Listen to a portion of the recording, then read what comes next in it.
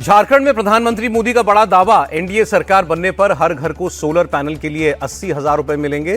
ज्यादा बिजली होने पर सरकार बिजली खरीदेगी। प्रधानमंत्री का विपक्ष पर प्रहार, कहा पहले कांग्रेस फिर आरजेडी और जेएमएम जैसे दलों ने संथाल परगना को सिर्फ पलायन, गरीबी और बेरोजगारी दी। प्रधानमंत्री ने कहा झारखंड बीजेपी ने गोगो दीदी योजना शुरू करने की गारंटी दी है। एनडीए सरकार बनते ही हर महीने बहनों के खाते में पैसे आएंगे। देवघर में प्रधानमंत्री मोदी का दावा, संथाल में इस बार जेएमएम कांग्रेस का सुपड़ा साफ होगा, जनता रचेगी नया इतिहास। प्रधानमंत्री ने कहा झारखंड की पहचान बदलने की साजिश हुई। आदिवासी बेटियों को शादी के नाम पर ठगा गया और उनकी जमीन हथिया ली गई। कांग्रेस अध्यक्ष मल्लिकार्जुन खड़गे बोले बीजेपी को झूठ बोलने की आदत है। ना उन्होंने 2 करोड़ नौकरियां दी, ना एमएसपी दुगनी की। कांग्रेस ने वोटिंग से 48 घंटे पहले झारखंड के लिए घोषणा पत्र जारी करके चुनाव के नियमों का उल्लंघन किया। संबित पात्रा ने आरोप लगाया। पात्रा बोले राहुल गांधी चुनाव आयोग को गंभीरता से नहीं लेते। कांग्रेस ने साइलेंट पीरियड में घोषणा पत्र जारी किया।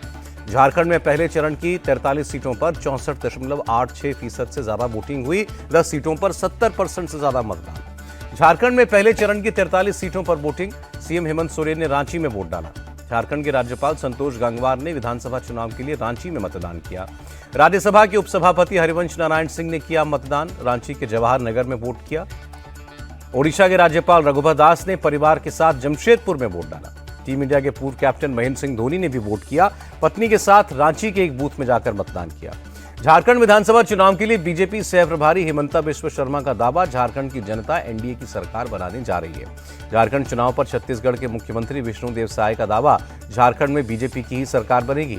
झारखंड चुनाव पर बोले केंद्रीय मंत्री संजय सेठ, बीजेपी 2/3 बहुमत से चुनाव जीत रही है। केंद्रीय मंत्री जितिन प्रसाद का दावा, यूपी उपचुनाव में सभी सीटों पर बीजेपी प्रचंड बहुमत से जीतेगी। केरल के वायनाड में लोकसभा उपचुनाव के लिए मतदान, करीब 61% वोट पड़े। वायनाड में प्रियंका गांधी ने मतदान केंद्रों का दौरा किया। प्रियंका के खिलाफ बीजेपी की नव्या हरिदास मैदान में है। वायनाड उपचुनाव पर बोले सचिन पायलट, भारी बहुमत से वायनाड में प्रियंका गांधी की जीत होगी। एमपी के बुधनी में उपचुनाव के लिए मतदान, केंद्रीय मंत्री शिवराज सिंह चौहान ने भी वोट किया। शिवराज सिंह चौहान ने वोट देने से पहले मंदिर में पूजा की, बीजेपी की जीत का आशीर्वाद मांगा। पश्चिम बंगाल उपचुनाव में वोटिंग के बीच फायरिंग, नॉर्थ 24 परगना में टीएमसी कार्यकर्ता की गोली मारकर हत्या। पश्चिम बंगाल के मदारीहाट विधानसभा उपचुनाव के लिए वोटिंग हुई। बीजेपी प्रत्याशी राहुल लोहार ने मतदान किया। शिवगांव उपचुनाव पर बोले बीजेपी नेता बसवराज बोम्मई, सभी 3 सीटों पर एनडीए की जीत होगी। राजस्थान के कोटा पहुंचे एमपी के सीएम मोहन यादव का बयान, लोगों को बीजेपी पर पूरा भरोसा है। मुंबई में बीती रात जोगेश्वरी इलाके में शिवसेना उद्धव और शिंदे गुट के कार्यकर्ताओं में झड़प हुई। उद्धव गुट ने शिंदे गुट पर पैसे बांटने का आरोप लगाया। शिंदे गुट ने कहा उद्धव गुट ने महिलाओं के साथ बदसलूकी की। पालघर पुलिस ग्राउंड हेलीपैड पर सीएम एकनाथ शिंदे के बैग की जांच हुई। चुनाव प्रचार के लिए पहुंचे थे शिंदे। महाराष्ट्र के डिप्टी सीएम अजित पवार के बैग की भी चेकिंग हुई। पवार ने कहा चुनाव आयोग के अधिकारियों ने नियम के तहत तलाशी ली। उद्धव ठाकरे के बैग्स की चेकिंग पर सियासत। बीजेपी ने फडणवीस के बैग की चेकिंग का वीडियो जारी करके कहा कोल्हापुर एयरपोर्ट पर 5 नवंबर को चेकिंग हुई थी। बीजेपी ने कहा फडणवीस के बैग की जांच की गई, तब उन्होंने ना कोई वीडियो बनाया ना कोई हरकत की। कुछ नेताओं को बस तमाशा करने की आदत है। शिवसेना उद्धव गुट ने सीएम पद पर ठोका दावा, सामना में दिए विज्ञापन में लिखा मशाल आएगी, महाराष्ट्र में कुटुंब प्रमुख का नेतृत्व आएगा। शिवसेना यूबीटी कुटुंब प्रमुख के तौर पर कर रही है उद्धव ठाकरे का प्रचार। महाराष्ट्र में 20 नवंबर को होना है चुनाव।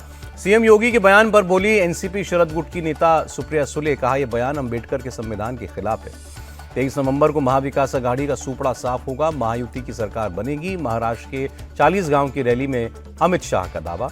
महाराष्ट्र के धुले में अमित शाह ने जनसभा को संबोधित किया, कहा महायुति का मतलब है विकास, अघाड़ी का मतलब है विनाश।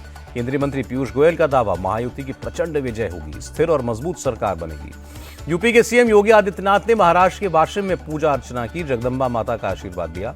आदित्य ठाकरे ने वर्ली में तिरुपति बालाजी मंदिर में पूजा की। तेलंगाना के सीएम भी मौजूद रहे। बीजेपी ने देश को मजबूत बनाया, मेक इन इंडिया से देश आत्मनिर्भर बनने जा रहा है। बीजेपी अध्यक्ष जेपी नड्डा का बयान। एनसीपी में घड़ी चुनाव चिन्ह को लेकर घमासान, शरद पवार और अजीत पवार के बीच घड़ी सिंबल विवाद मामले में अगले मंगलवार को सुनवाई। कांग्रेस नेता भूपेंद्र हुड्डा का दावा, हरियाणा सरकार लोगों से किए गए वादे पूरा नहीं कर रही है, उन्हें ठगा जा रहा है। केंद्रीय मंत्री सुकांता मजूमदार का बयान, आने वाले वक्त में नॉर्थ ईस्ट में बढ़ेगा निवेश। प्रधानमंत्री मोदी की नॉर्थ ईस्ट के विकास पर खास नजर। बुलडोजर एक्शन को लेकर सुप्रीम कोर्ट का बड़ा फैसला, कहा बुलडोजर जस्टिस स्वीकार्य नहीं, कानून का उल्लंघन है बुलडोजर एक्शन।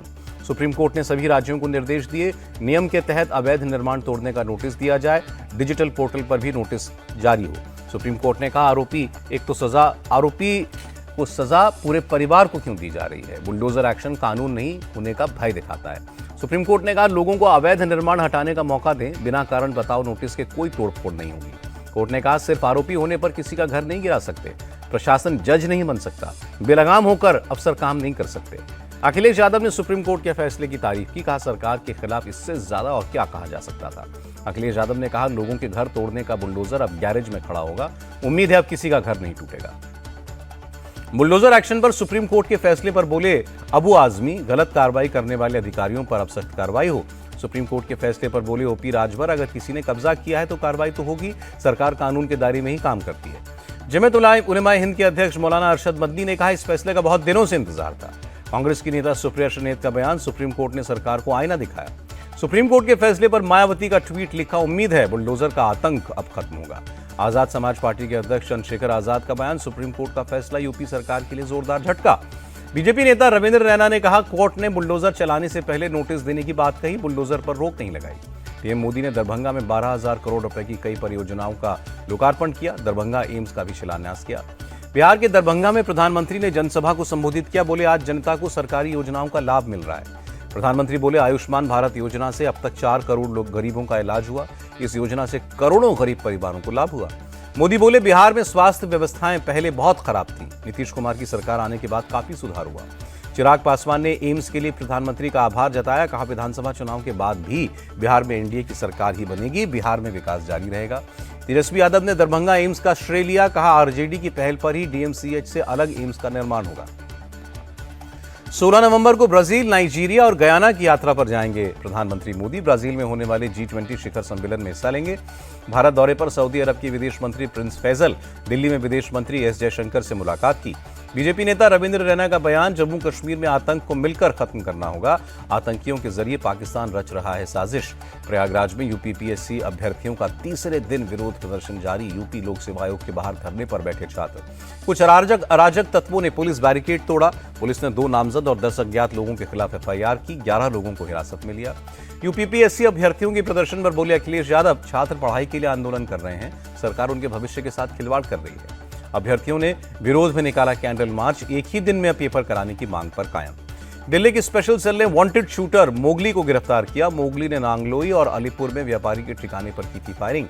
गोगी गैंग के साथ कनेक्शन में था वांटेड मोगली, बदमाशों के पास से हथियार भी बरामद। पंजाब के मुक्तसर साहिब के करमगढ़ गांव में पराली जलाने की तस्वीर गई। दिल्ली एनसीआर में प्रदूषण से जीना मुहाल हुआ। दिल्ली के कई हिस्सों में स्मॉग की परत, ड्रोन कैमरे से ली गई तस्वीरें। दिल्ली के कई हिस्सों में बहुत खराब श्रेणी में पहुंचा air quality index. Signature bridge इलाके में दिखी धुंध की चादर। दिल्ली की यमुना नदी में बढ़ा प्रदूषण, नदी की सतह पर जहरीले झाग की परत देखी गई। नोएडा में सांस लेना मुश्किल हुआ, खतरनाक स्तर पर है प्रदूषण, आसमान में झुंड छाई। मुंबई में लगातार प्रदूषित हो रही है हवा, खराब श्रेणी में पहुंचा air quality index. Coastal road इलाके में छाई धुंध की मोटी परत। तमिलनाडु के चेंगलपट्टू शहर में कुछ हिस्सों में बारिश, 6 जिलों में भारी बारिश का ऑरेंज अलर्ट। दिल्ली के शाहदरा जिले में डीसीपी ने 19 पुलिस वालों को लाइन हाजिर किया, इलाके के क्राइम का ग्राफ बढ़ने पर एक्शन। चेन्नई में डॉक्टर पर चाकू से हमले किए जाने के मामले में स्वास्थ्य मंत्री ने बैठक बुलाई, सुरक्षा चाक चौबंद करने के निर्देश दिए। असम के करीमगंज में 6 बांग्लादेशी घुसपैठिए गिरफ्तार। मुख्यमंत्री हेमंता विश्व शर्मा ने ट्वीट करके लिखा, अवैध घुसपैठ पर प्रहार। दिल्ली में फतेहपुर बेरी इलाके में जूता फैक्ट्री में आग, दमकल की 15 गाड़ियों ने आग बुझाई। नोएडा के बहलोलपुर स्थित झुग्गियों में आग लगी, दमकल की गाड़ियों ने कड़ी मशक्कत के बाद आग बुझाई। दक्षिण कोलकाता के संध्या बाजार में कई दुकानों में आग लगी, फायर ब्रिगेड की कई टीमें मौके पर पहुंची। बद्रीनाथ धाम पहुंचे मुख्यमंत्री पुष्कर सिंह धामी, पूजा अर्चना के लिए करके लिया बाबा बद्रीनाथ का आशीर्वाद। दिल्ली दीपोत्सव समारोह में वासुदेव घाट पर लेजर शो का आयोजन, दिल्ली के उपराज्यपाल भी समारोह में शामिल हुए। पर्थ में टीम इंडिया की तैयारी शुरू, विराट कोहली ने नेट्स पर जमकर पसीना बहाया। 22 नवंबर को खेला जाएगा टेस्ट सीरीज का पहला मुकाबला। शुभमन गिल और ऋषभ पंत ने वाका के मैदान पर जमकर प्रैक्टिस की, सोशल मीडिया पर वायरल हुई पंत और गिल की तस्वीर। बॉर्डर गावस्कर ट्रॉफी शुरू होने से पहले टीम इंडिया खेलेगी इंट्रा स्क्वाड मैच, 3 दिन का होगा मैच। टीम इंडिया के T20 कप्तान सूर्य कुमार यादव आईसीसी की बल्लेबाजी रैंकिंग में तीसरे पायदान पर खिसके, कुछ दिनों पहले नंबर 1 पर थे। बड़ी गिरावट के साथ बंद हुआ शेयर बाजार, सेंसेक्स 984 और निफ्टी 324 अंक नीचे आया। और यूएस डॉलर के मुकाबले 1 पैसा मजबूत हुआ रुपया, $1 की कीमत 84 रुपए 38 पैसे।